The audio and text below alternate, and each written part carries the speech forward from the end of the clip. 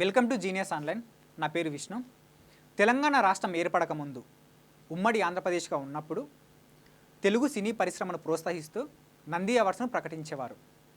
అయితే మన కాంగ్రెస్ ప్రభుత్వం అధికారంలోకి వచ్చిన తర్వాత దాదాపు 14 సంవత్సరాల తర్వాత నంది అవార్డ్స్ స్థానంలో గద్దర్ తెలంగాణ ఫిల్మ్ అవార్డ్స్ని తీసుకొని వచ్చింది. ఈ Gaddar Telangana film awards jury committee చైర్మన్గా నటి జయసుధ గారు ఉన్నారు.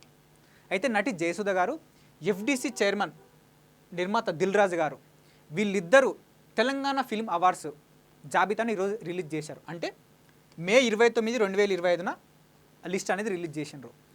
ఈ గద్దర్ తెలంగాణ ఫిల్మ్ అవార్డ్స్ను నటి జయసుధ గారు ప్లస్ దాదాపు 15 మందితో కమిటీ అనేది ఏర్పడి గద్దర్ తెలంగాణ ఫిల్మ్ అవార్డ్స్ అనేది ప్రకటించారు. సో ఏ కేటగిరీలో ఎవరెవరికి అవార్డ్స్ వచ్చాయో ఒకసారి చూద్దాం. సో కేటగిరీ వైజ్గా చూస్తే గద్దర్ తెలంగాణ అవార్డ్స్ అనేది ఉత్తమ దర్శకుడు ఎవరికి వచ్చింది? నాగ్ అశ్విన్ గారికి వచ్చింది. ఏ సినిమాకి వచ్చింది? కల్కికి వచ్చింది. ఉత్తమ నటుడు ఎవరికి వచ్చింది? అల్లు అర్జున్ గారికి వచ్చింది. ఏ సినిమాకి వచ్చింది? పుష్ప 2. ఉత్తమ నటి ఎవరికి వచ్చింది? నివేదా థామస్ గారికి వచ్చింది. ఏ సినిమాకి వచ్చింది? 35 అనే మూవీకి వచ్చింది. నెక్స్ట్ ఉత్తమ సహాయ నటుడు ఎవరికి వచ్చింది? ఎస్జే సూర్య. ఏ సినిమాకి వచ్చింది? సరిపోదా శనివారం అనే మూవీకి వచ్చింది. నెక్స్ట్ ఉత్తమ సహాయ నటి ఎవరికి వచ్చింది? శరణ్య ప్రదీప్.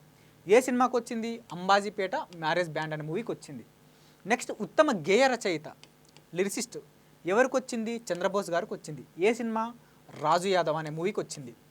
సో చంద్రబోస్ గారికి ఆల్మోస్ట్ చాలా అవార్డ్స్ అనేవి వచ్చినాయి. నెక్స్ట్ ఉత్తమ సంగీత దర్శకుడు ఎవరికి వచ్చింది? భీమ్స్ సిసిరోలియో. ఏ సినిమాకి వచ్చింది? రజాకర్.